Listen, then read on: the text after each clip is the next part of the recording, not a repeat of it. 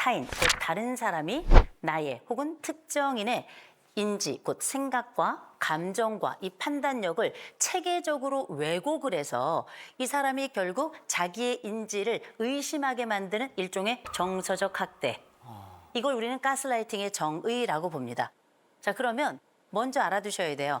가스라이팅을 아무리 이런 말 저런 말 해도 안 당하는 사람이 있고 이런 말 저런 말 해도 훅 넘어가는 사람들이 있죠. 맞아. 지금부터 가스라이팅을 잘 당하는 사람들의 공통적 특징을 몇 가지 말씀드리겠습니다. 첫 번째, 착착이에요. 착착. 착한 사람 혹은 착한 사람 컴플렉스를 가지고 있는 사람. 이런 사람들은 무조건 타인의 제안을 수용해야 된다고 믿기 때문에 그렇지 않은 사람들에 비해서 훨씬 더 가스라이팅을 잘 당할 가능성이 높다라고 말씀드릴 수 있고, 두 번째, 높공낮주예요. 이 높공낮주라는 건 뭐냐면 높은 공감력, 낮은 자기 주장력. 이 공감력이 높은 사람들은 타인이 말하는 것들에 대해서 아주 몰입도가 높아요. 이런 사람들은 이 사실 자체를 왜곡한다 하더라도 왜곡 자체도 의심하지 않아요. 몰입하기 때문에. 높은 공감력과 더불어서 낮은 자기 주장력이 있죠. 자기 주장을 잘 못해. 다른 사람 앞에 가면 나는 작아지고 다른 사람들의 이야기를 들어보면 내 이야기는 아무것도 아닌 것 같고, 이런 생각들이 드는 사람들은 보다 강력하게 이야기하는 사람들의 그 논리적이고 체계적인 왜곡에 그 안쪽에 거의 포섭이 되는 형태라고 보시면 될 것 같아요. 이렇게 높공, 낮주라고 하는 개념이 굉장히 중요하고, 또 한 가지는 원래가 자기의심이 좀 많은 사람들이 있어요. 내가 한 분명히 틀릴 거야. 내가 선택한 건 잘못된 걸 거야. 이렇게 하는 게 분명히 문제가 생길 거야. 이렇게 생각하시는 분들이죠. 이런 분들은 대개 다른 사람들의 의견에 많이 동조하거나 아니면 의지하기 때문에 이렇게 자기 의심이 높거나 자존감이 낮은 경우에는 전반적으로 그렇지 않은 경우에 비해서 가스라이팅에 될 가능성이 굉장히 높다라는 거고요. 그리고 무엇보다 한국 사람들이 많이 하는 얘기가 있어요. 거절 못하는 거. 거절에 대한 공포를 크게 가지고 있는다면 여러분들이 가지고 있는 자기 의심보다 훨씬 더 가스라이팅의 대상이 될 가능성이 높다는 거 먼저 좀 말씀을 드립니다. 가스라이팅을 많이 하는 사람들이 사용하는 전형적인 몇 가지 말이 있는데, 그 첫 번째가 그런 일 없었어. 네가 잘못 본 거야. 내 기억에 대한 명료한 선별력, 그 분별력을 낮추는 말들을 자꾸 한다? 한번 생각해 보셔야 될 것 같고요. 또 한 가지, 네가 과장하는 거야. 네가 예민한 거야. 네가 예민한 거야 라는 얘기 많이 들어보셨죠? 네. 그럼 생각이 들겠죠. 내가 예민한가? 내가 까다로운가? 이런 생각을 나도 모르게 하게 되죠. 이런 얘기들을 자주 듣는다면 한 번쯤 생각해 볼 것. 또 한 가지, 다른 사람들은 아니라고 해. 일명 제3의 증거들을 가지고 와서 이 사람을 지속적으로 압박하는 경우. 근데 이게 한 번이 아니라 여러 번이라면 따져볼 필요가 좀 있겠죠. 또 하나, 너 때문에 그런 거야. 네가 문제야. 우리 집에 너만 없으면 된다니까. 이런 얘기를 반복적으로 듣죠. 나중에 생각하게 되죠. 내가 또라이구나. 내가 말썽쟁이구나. 내가 이 집에 골칫덩어리구나. 내가 확실히 잘못된 거구나. 라는 생각을 하게 되는 거예요. 이 가족 안에서도 가스라이팅이 발생한다는 거 알고 계시죠? 오늘 이 시간에는 가족 내에 발생하는 가스라이팅에 조금 더 안쪽으로 집중해 볼게요. 일단 제일 많이 발생하는 거, 또 제일 많이 상담 현장에 오는 거, 부부 가스라이팅. 한 부부가 있었는데 남편이 목욕 샤워를 하러 간 사이에 휴대폰이 열려 있는 걸 본 거예요. 그래가지고 그 깨똑이 어떤 게 왔나 찾아봤어요. 그랬더니 한 여인이 이 남자에게 자기를 사랑해줘서 고맙다고, 자기를 구원해줘서 고맙다고 하면서 자기의 신체 일부도 찍어서 보내고, 우와, 너무 충격일 것 같아. 상상하고 싶지 않아. 그리고 나서 남편한테 얘기한 겁니다. 이거 뭐냐, 당신, 이거 뭐냐. 그랬더니 이 남자가 처음엔 우물쭈물하다가 이게 싸움으로 커지면서 나중에 이 아내를 폭행을 했어요. 폭행을 해서 그 다음번에 이 남자가 경찰서를 갔어요. 이 모든 상황에 이 남자는 외도를 멈추지 않았어요. 지속적으로 이어갔는데 그때부터 자료를 다 감추고 휴대폰도 다른 걸 하나 더 장만을 해서 거기에서만 그 사람하고 소통을 하는 이런 방식으로. 근데 나중에 이 아내가 요 또 다른 폰을 찾았단 말이에요. 찾았는데 이 남편이 뭐라 그래요? 그거 네가 잘못 본 거다. 네가 없는 거다. 없지 않느냐. 그러고 나서 큰애를 부릅니다. 야, 너 아버지 또 다른 휴대폰 있는 거 봤어? 전 못 봤는데 봐라, 없지 않냐. 어머, 사람 아무것도 없는데 네가 착각을 한 거야.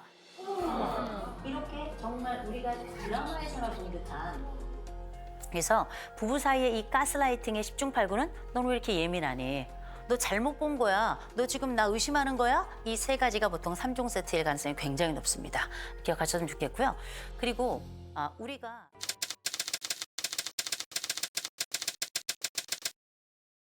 제가 결혼을 앞두고 있는데 이참에 좀 약간 독립을 완전히 좀 하고 싶다. 독립해야지. 신혼집부터 이제 구할 때 엄마가 부동산 가가지고 갑자기 집을 알아보고 같은 아파트에 사는 걸로 하자.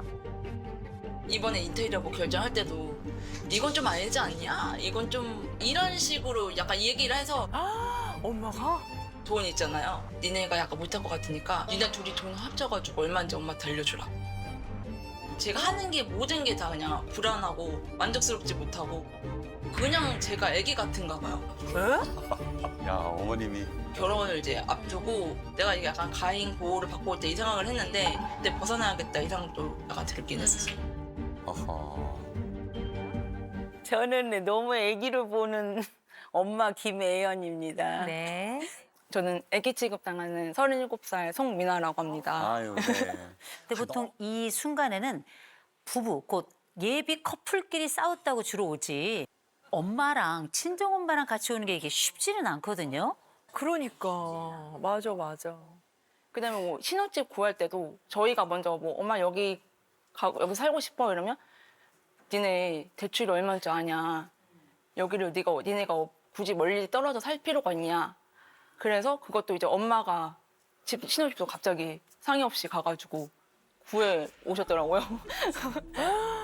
진짜? 진짜로. 엄마가 계약을 그냥 가서 단독으로 하신 거예요? 계약은 이제 같이 가서 했는데 네네. 그냥 집을 아예 그냥 엄마가 위치를 다 정해놓고 여기로 살아라 해가지고 그냥 가서 계약을 한 거예요. 예비 신랑한테도 안 물어보고? 예. 우와, 아니 근데 와, 진짜. 진짜. 그런데 그 집이 어느 위치냐가 중요하죠. 그죠? 저희가 10층이고 얘네 5층. 아. 야, 뭔가 이렇게 같이, 통제를 많이 받긴 하다. 좀 늦게 들어오면 예비사 전화해가지고 언제 들어오냐고. 예, 빨리 들여보내라고. 그리고 전화가 만약에 연락 안 되면 30통이 와 있어요. 아빠, 엄마, 언니. 에? 아니, 언니는 또 왜 그래? 언니까지. 왜? 언니까지. 아니야, 이게 그 3명에서 저를 가인고해요. 어머. 저희 언니는 제가 전화 한 번 안 받은 적 있는데 운 적 있어요. 왜요? 그러니까 전화 안 된다고. 아, 그리고 엄마가 이제 저희가 둘이 월급이 합치면 얼마 정도 되는지 일단 나한테 어느 정도 얘기해줘라. 니는 약간 돈 관리 못할 것 같으니까 엄마가 이게 돈 많이 어떻게 모을 수 있는지 알려주겠다. 약간 그런 식으로. 아. 경제권까지 통제를 하시는구나. 아니, 네. 그 혹시 사회생활을 이제 하실 때 네네. 그때는 좀 어떠셨어요? 사회생활을? 사회 초년생 때는 좀 약간 힘들었어요. 그러니까 집에서는 투정 부리면 다 해주니까 투정 부리면 괜찮겠지 하고 투정 부렸다고 상사분이 여기는 사회다. 야. 여기는 사회다. 정확하게 말씀해 주셨네요. 와. 그리고 30대 초반에 회사에서 좀 직원의 트러블이 있었어요. 근데 그때 이제 엄마 전화했죠. 엄마 회사에 좀 와. 그래가지고 엄마가 회사에 왔어요. 엄마가 회사에 왔어요. 와가지고 이제 그분한테 왜 그러냐, 우리 딸한테 왜 그러냐 그런 적이 있었어요. 왜 그러냐, 우리 딸한테 그런 적이 있었어요. 아니, 엄마를 왜 부르셨어요? 이게 그러니까 제가 항상 그 의지하면서 자라가지고 이런 큰일이 있을 때 제가 어떻게 대처해야 될지를 모르겠더라고요. 그래서 그냥 생각나는 게 엄마여가지고 저도 모르게 그냥 엄마한테 전화했었던 것 같아요. 그래서 잘 해결이 됐어요? 해결되고 엄마 한 2번은 왔어요. 제가 두 번째 또 엄마한테 전화해가지고 그럼 회사 사람들은 뭐라고? 사장님이 엄마 그만 부르라고. 엄마가 이렇게 간섭을 합니다. 근데 저도 의지를 해요. 그래서 어떻게 직장 동료들과 부침이 있었을 때 엄마한테 전화해서 엄마, 컴온. 이렇게 얘기를 할 정도면 이거는 누가 누구를 더 의지하는지 알 수 없는 정도예요. 굉장히 이 밀착의 정도가 아주 강하기 때문에 이거는 우리 딸의 문제이기도 하고 동시에 예비 신랑하고 아주 굉장히 중요한 결정을 해야 되는 문제예요. 이건 쉬운 문제가 아닙니다. 저는 이렇게 말씀을 들으면서 제가 이제 어머니 표정을 계속 봤어요. 우리 어머니가 지금 너무 즐거우세요. 지금. 우리 어머니하고도 밀착 상담 들어갈 텐데 첫째, 이 주제는 웃을 주제가 아니라는 거.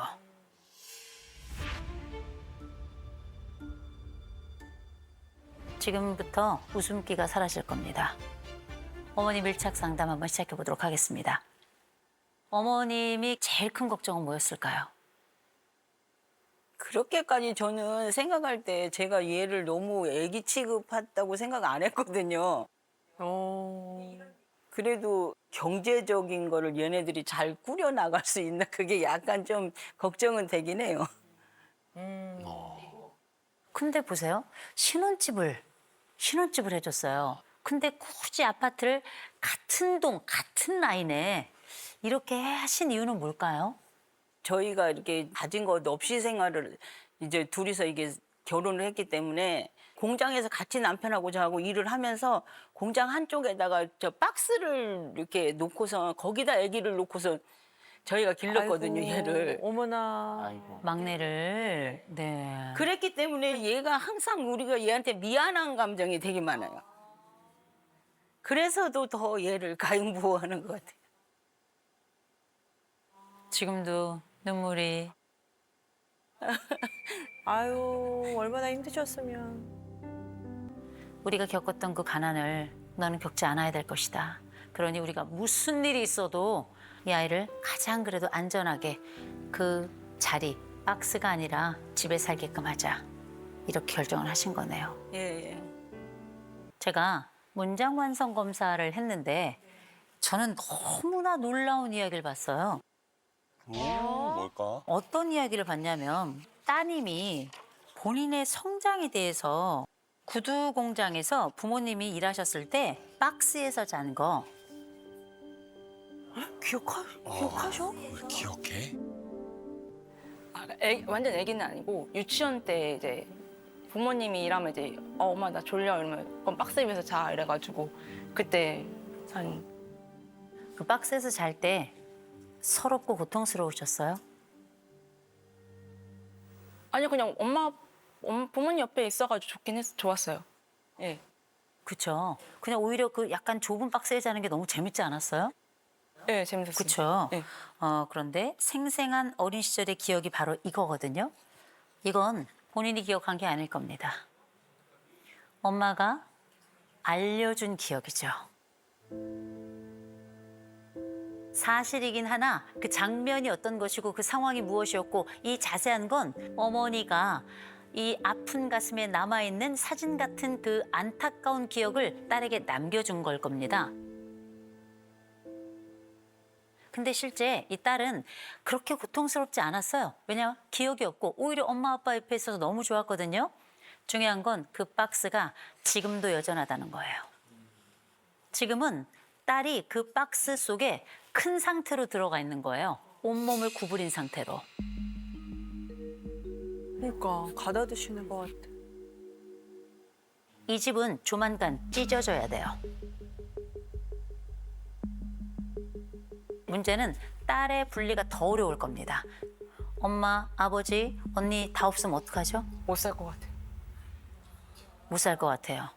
너무나 빨리 답이 나오죠? 다 살아요. 인간은 다 살아요. 제가 가장 우려되는 건 엄마, 아빠, 언니가 아니에요. 본인이지. 지금 우리 따님의 이 문장 완성 검사는 말입니다. 엄마 가족, 엄마 가족, 엄마 가족, 엄마 가족으로 빼곡해요.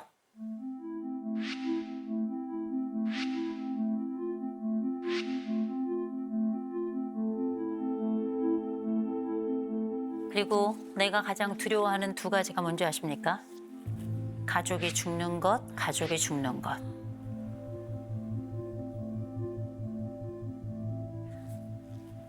남편은 어디 있어요? 남편 어디 있어요?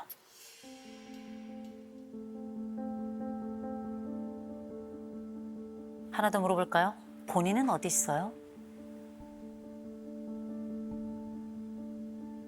37살 먹은 본인은 어디 있어요?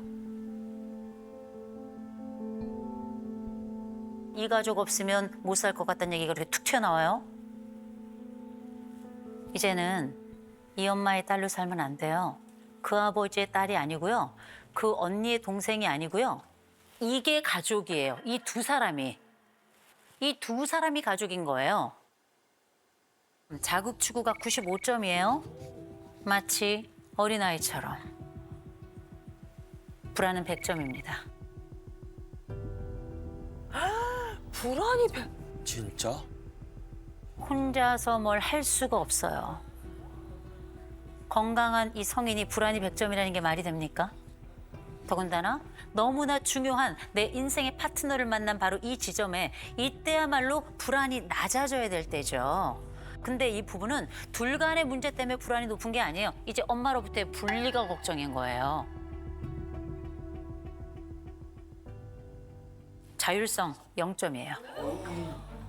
어우. 엄청 의지하는구나. 제가 말씀드렸죠? 딸은 아프다고. 연대감 1점이에요. 뭐지? 딸은 그냥 보호받기만 하면 되기 때문에 누구를 돌볼 이유가 없어요.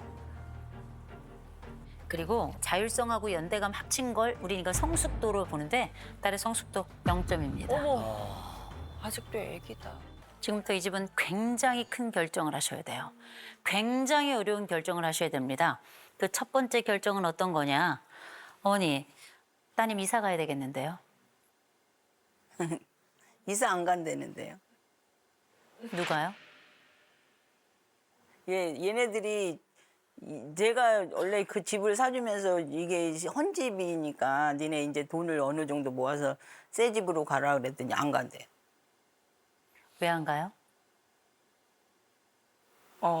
일단 지금 돈도 없고 지금 당장 어떻게 해야 될지 막막해서 지금 당장이 아니라 앞으로도 이사 안 갈 거예요? 앞으로는 가야. 가야 되죠? 예. 누구랑 먼저 나눴어요? 엄마하고 먼저 얘기 나누긴 했어요. 정신 차리세요. 첫째, 본인 성인이에요. 박스 안에 들어가 있던 6살짜리는 없어요. 그리고 본인 배우자가 있어요. 이 사람하고 비밀을 나눠야 되는 거예요. 어머니, 알고 계셔야 돼요. 똑똑하게 키운 딸이에요. 훌륭한 사위입니다. 그러면 믿고 가셔야 돼요. 왜 얘네를 못 믿어요? 두 사람은 이 두 사람이 만들어 가야 되는 거라 손 떼세요. 이들의 청춘, 이 두 청춘에게 손을 떼시라고요. 어머니가 떼지 않으면 아버지가 들어갈 겁니다. 아버지가 들어가지 않으면 언니가 들어가겠죠. 그래서 이거 어머니가 막아주셔야 돼요. 이건 어머니가 막아주셔야 돼요. 근데 어머니 얘기하셨죠. 아유, 그게 아니라 얘네가 안 떠난대요. 한 번도 떠나본 적이 없는 사람이라 떠날 줄 몰라서 그래요. 우리 어머니께서 얼마나 사랑이 많은 사람인지 저는 너무나 잘 알겠어요. 이 표정에서, 그리고 이 가족에 대한 이 아낌없이 주고 싶은 이 마음이 이 앞에서도 그냥 막 전달이 돼요. 근데 이 사랑이 너무 커서 이 사람의 자율성을 삼켜버렸단 말이에요. 그래서 뭐 해야 되는가? 이 딸을 좀 도와주셨으면 좋겠어요. 어떻게? 따뜻하게 거리를 좀 뒀으면 좋겠어요. 차갑게 사랑하는 게 안 돼요. 왜냐? 딸이 너무 들러붙어가지고. 그래서 뭘 해야 되는가? 금을 쫙 그어야 돼. 따뜻하게. 그런데 제가 계속 우리 예비사위에게 질문을 드렸죠. 이럴 수 있을까요? 저럴 수 있을까요? 사위가 네, 그럴 수 있습니다. 라고 그 고개를 끄덕여 주더라고요. 그래서 저는 저 사위가 정말 믿음직스러웠습니다. 사위 잘 얻으셨어요. 너무나 사위 잘 얻으셨어요. 그래서 말씀드립니다. 안심하세요. 신경 끊을게요.